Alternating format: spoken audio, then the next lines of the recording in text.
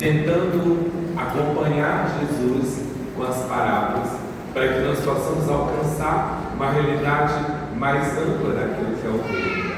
Agora nós vamos nos confrontar com esse Evangelho, que é o Evangelho que nos fala da primeira multiplicação. Vai ter mais um, que nós estamos acompanhando o Evangelho de Mateus. E Mateus coloca 2 vezes esse episódio na vida de Jesus. É muito interessante, porque o texto ele é extremamente rico em detalhes, como tudo que o judeu faz. Ele presta atenção, ele é simbólico. Tudo para ele tem sentido, aponta para o mundo, tem como objetividade as coisas que acontecem. E aqui também, nesse Evangelho, nós vamos compreender uma grande mudança que vai acontecer na vida de Jesus também, porque o caminho não é tão reto na vida como a gente pensa, ele tem seus altos e baixos, é íngreme às vezes o caminho que a gente segue, mas também na vida dos apóstolos, porque eles estão diante da necessidade do povo. E o primeiro dado é interessante, ele começa a nos dizer que João Batista, quando soube da morte de João Batista, Jesus partiu e foi de um barco para um lugar deserto e afastado. A morte de João é um marco. A gente tem que lembrar que até então, o que nós temos foi que o povo discernia e acompanhava o pensamento de Deus pelas profecias. E também João Batista é um profeta, um grande profeta. Dos nascidos de mulher, ele é o maior. Jesus é diante de todos. E aqui, diante da morte de João, Jesus não foge. Isso não é fuga. Hoje em dia que ninguém pode ficar quieto, né? Todo mundo pensa que a gente está com depressão. É uma vocação. Tem hora que a gente precisa de vocação. Tem hora que a solidão, não no sentido de vazio, mas a solidão no sentido de pessoas da zoada, é maravilhoso para a gente pensar, para a gente se organizar, para a gente colocar as ideias no lugar, para a gente poder discernir o que a gente precisa fazer. E é exatamente isso que é o contexto do afastamento de Jesus. João Batista morreu. E agora ele precisa tomar um caminho mais afim, porque ele já preparou o caminho. Ele já endireitou 2 veredas. Ele já disse que aquele que vinha depois dele era muito mais forte e que ele não era digno nem desamarrar as sandálias dele. Então agora é a vez de Jesus. Ele tem que mostrar esse poder, mas não o poder como o mundo imagina, mas o poder da misericórdia, o poder de Deus. Agora é o tempo messiânico que está se abrindo. E Jesus, como um grande Messias, vai nos trazer um tempo de bonança, um tempo também de quietude, um tempo também onde as pessoas vão poder saciar a sua fome e a sua sede dele. Isso é importante para nós. Quantas vezes a gente vem à igreja, né? E a única coisa que a gente quer é que ninguém diga nada. A gente quer silêncio, a gente quer contemplar, a gente quer ouvir aquilo que Deus tem para falar, sem a voz de ninguém, sem interferência nem do padre. Não que ele não seja importante, né? Mas tem hora que nem ele a gente quer ouvir. Mas basta, não. É bom, é necessário. E aqui Jesus toma o barco e vai para o outro lado. Tadinho. Ele pensa que vai ter paz na vida dele, né? É igual o padre. O bichinho sai na porta. Padre, eu quero falar com o senhor. É isso. Ele entende, ele vai verificar agora o quanto que as pessoas estão sedentas. Porque elas não estavam na barca, mas elas foram como? A pé. Para quem precisa, não tem distância. Para quem precisa, não tem longura, né? É igual a caboclo, é bem aí, lógico para você andar, mas você tem um objetivo, vamos lá, né? O importante é chegar. E as pessoas estão indo a pé, e elas chegam antes dele. Quando ele desce, ele contempla a primeira coisa, aqueles rostos diante dele. E o que ele tem? uma multidão cansada, uma multidão doente, uma multidão ferida, uma multidão sedenta de algo a mais, que não era só algo dito para criar uma falsa esperança, mas eles eram de agulhas de esperança, sinais de esperança. E aqui é o Jesus contemplar qual é a atitude dele, não é de pena, mas ele tem compaixão. Como é que nós sabemos que ele tem compaixão? Ele desce e começa a trabalhar, ele cura, ele conversa, ele toca as pessoas, ele permite se encontrar com elas. Lembrando que ele está carregando luto, ele está carregando o luto do João Batista, mas isso não o freia, ele está ali, e ele vai se dar, ele vai se oferecer, ele vai dar tudo que ele pode oferecer para esse povo, e o tudo que ele pode é aquilo que ele carrega de mais precioso, a ação de Deus, a palavra do Pai que está dentro dele. E agora ele vai oferecer isso a esse povo. E esse povo é interessante porque nós temos aqui de tudo um pouco. Não é um povo seletivo, não é um grupinho, não é os eleitos, são todos, cada um com sua necessidade, cada um com as suas misérias, cada um com os seus vazios, cada um com aquilo que carrega próprio de si, dentro da sua realidade, mas todos indo ao encontro da mesma e única pessoa, Jesus. E aí começa o grande desfecho. Está ficando tarde, e aí os bonitos dos apóstolos, né? Senhor, está ficando tarde, despede o povo para que ele vá comprar alguma coisa. Ou seja, não nos dê trabalho. Não nos dê trabalho. Não queremos ter trabalho. Nós vamos ter que cuidar desse monte de gente, não. Vamos de monte de gente. Agora, né? Vamos comprar comida de você. Já foram curados, já ouviram a palavra, vamos. Mas Jesus entende que não é mais hora de dispersar o povo, não é hora de dispensar as pessoas, é hora de reunir, é hora de manter as pessoas ao redor dele, para que elas possam não só ter uma palavra, mas elas possam ser nutridas de tudo aquilo que elas precisam. E aí, ele sai com a massa, dá-lhes vós mesmo de comer. Nós já tivemos um ano vocacional que tinha como esse tema, dá-lhes vós mesmo de comer, para acordar a comunidade no mês vocacional, que era para que todo mundo se desse conta. Há pessoas com fome, e essa fome não é só de comida, é de Deus, é de pessoas que levam o Evangelho, é de homens e mulheres dispostos a ir até os confins do mundo, porque é fácil para nós estarmos aqui, a refrigerada é ótimo, mas tem missão lá fora, tem coisas a ser feitas lá fora, tem realidades gritando lá fora. E quem é que vai lá? O banco?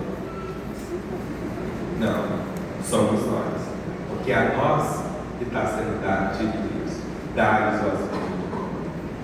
E aí, claro, o povo dos apóstolos, mais cantando que era tudo junto, né? Diz assim: nós só temos 5 pães e... O que é isso? Olha o desespero, né? E agora? Essa criatura está dizendo que a gente tem que dar de comida desse povo, e a única coisa que nós temos na mão é só isso.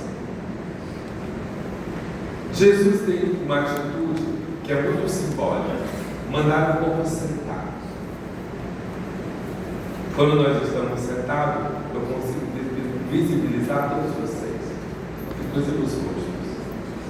Diferente de quando vocês estão em pé, tem uns mais altos, mais baixos, tem uns que nem enxerga, nem o cabelo, né? Sentar-se, ou seja, a possibilidade realmente de não mandar o povo embora. Ele quer que o povo concentre, vamos ficar, vamos permanecer. Isso é muito próprio de Jesus. Ele quer que a gente se aproxime dele, não para a gente vir como visitante. Vem, pega o que quer no supermercado, né? Passa no caixa e vai embora. Ele quer que a gente permaneça. Ele quer saciar todas as fomes daquele povo. E aí começa a grande questão. Jesus abençoa esses alimentos e manda eles distribuir. Aqui está a grande chave. A bênção. A bênção. Jesus abençoa esses alimentos. Ou seja, Ele dá a esse povo um alimento do qual não é só mais 5 pães e 2 peixes, mas é algo que foi abençoado, foi bendito, foi feita uma prece sobre eles. E olha a importância da gente rezar, né, antes da gente comer, não fazer igual um animal. Se benze, reza, come, abençoa a mesa, agradece, pede que multiplique.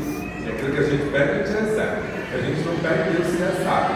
Mas não está pedindo paciência, não está precisando. Falar, dizer, rezar, abençoar.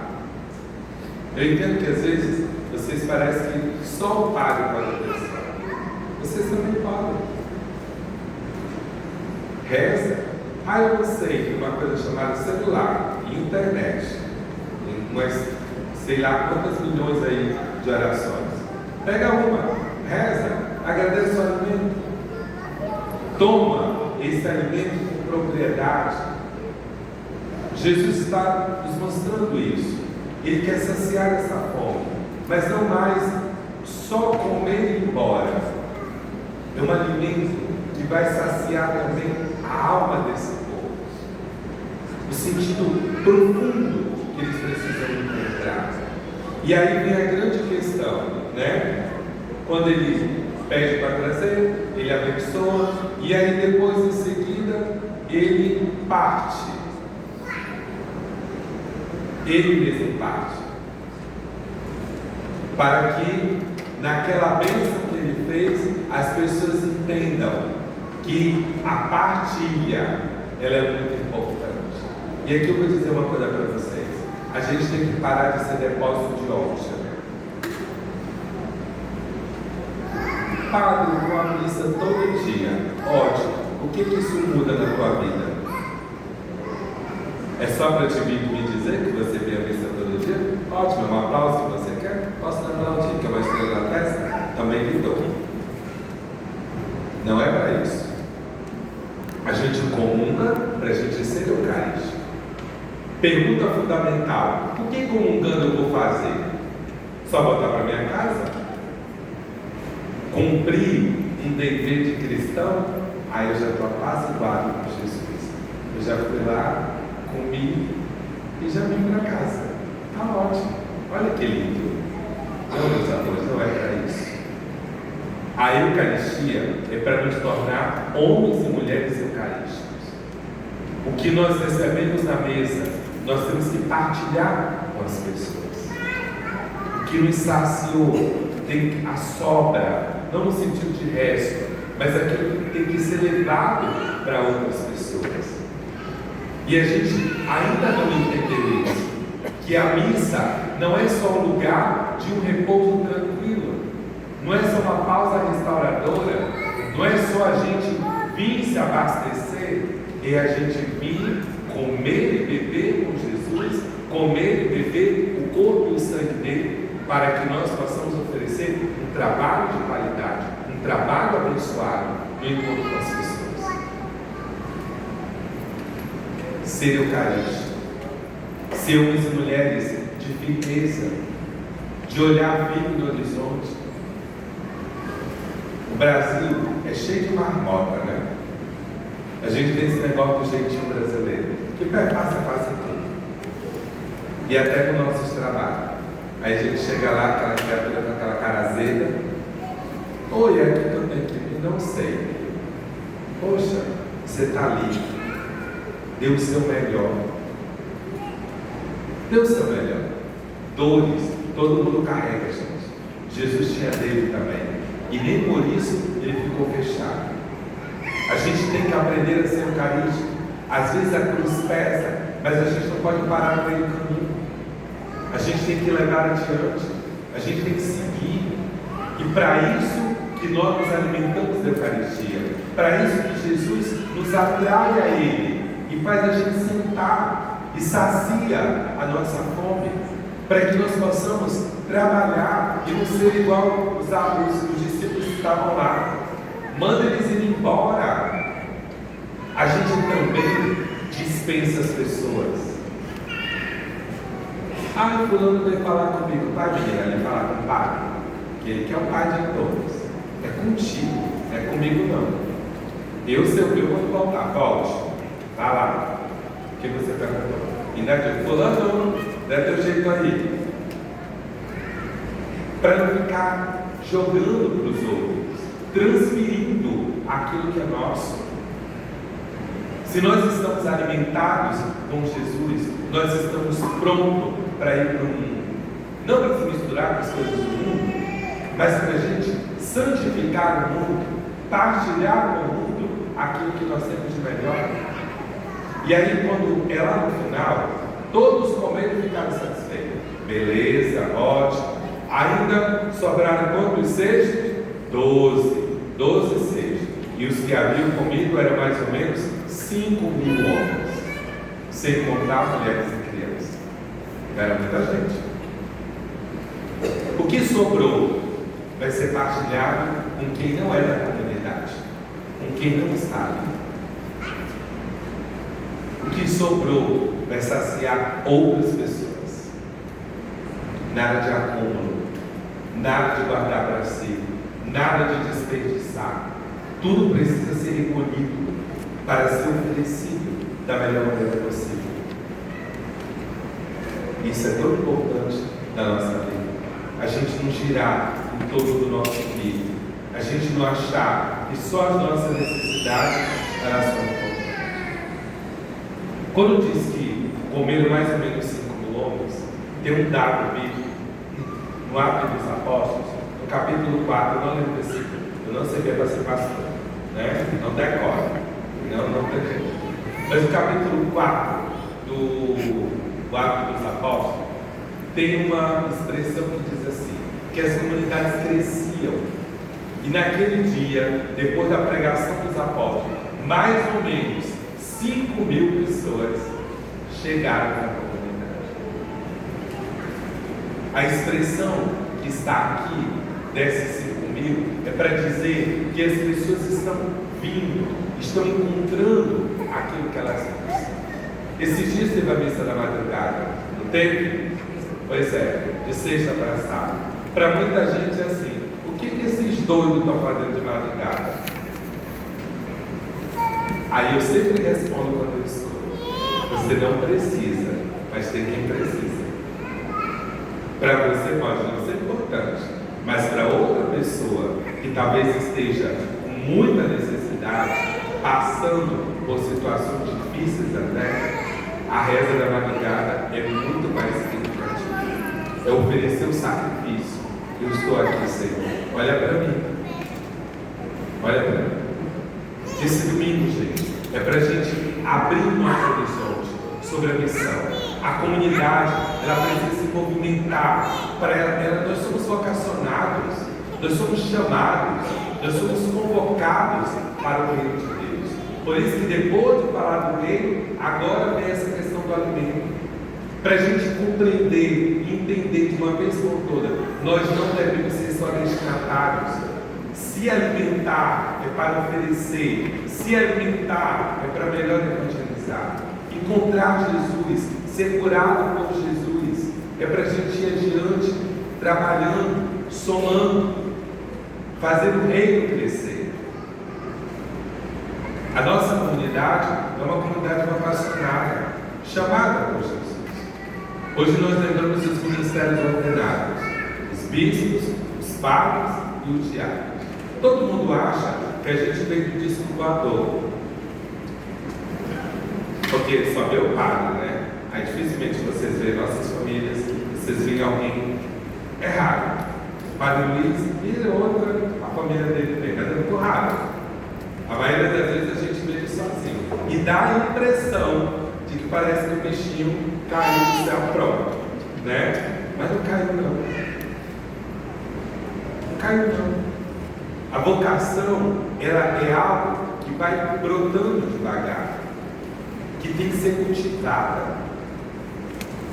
Hoje, eu sempre digo, por que está tendo poucas vocações?